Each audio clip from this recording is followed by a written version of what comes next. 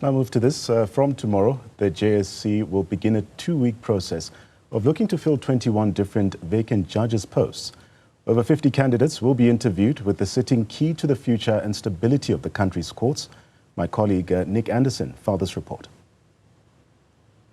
The MK party has been adamant that any court decision keeping John Hlophe out of JSC proceedings will mean that the body will be operating while improperly constituted. We say in relation to the right that the second applicant has a clear, not just a prima facie right, a clear right to participate in the JSC as a duly designated member of the National Assembly, and that the full court, in interdicting his participation in the imminent proceedings beginning on the 7th of October, simply does not detract from that designation to the JSC. However, the South Gauteng High Court wasn't convinced by these arguments. On Saturday, it dismissed the MKP's application to block this week's interviews from going ahead.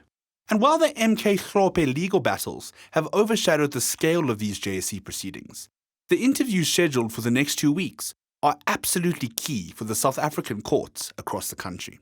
54 candidates will be interviewed for 21 vacancies across the judiciary, with the interviews set to take place over 2 weeks. It will mark Chief Justice Mandisa Maya's first time chairing proceedings while in the top job. Aside from the sheer volume of vacancies needing to be filled, the key posts available include several leadership positions, crucial for the operation of the courts. One of the biggest, but JSC needs to find a permanent replacement for Hlophe, who was impeached from the role of Western Cape High Court Judge President. He will now have no say in choosing his successor. Other notable vacancies include the positions of Deputy Judge President in KZN, as well as Judge President of the Labour Court.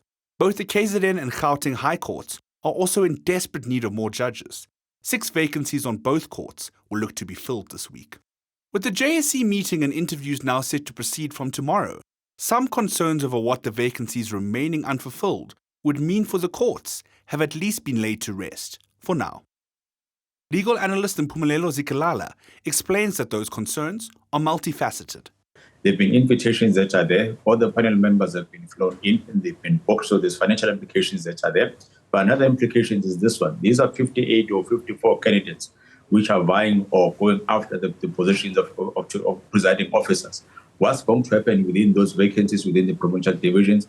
And aren't you going to find yourself in a bit of a predicament with a lot of vacancies taking place and not being yet filled? And you don't know when the matter is going to be finalized. So when are we postponing to? And it must be closer to the end of the year. So those were the concerns of the Democratic Alliance to say, we can't postpone these meetings because at the end of the day, they need to go ahead. There need to be these vacancies that must be filled.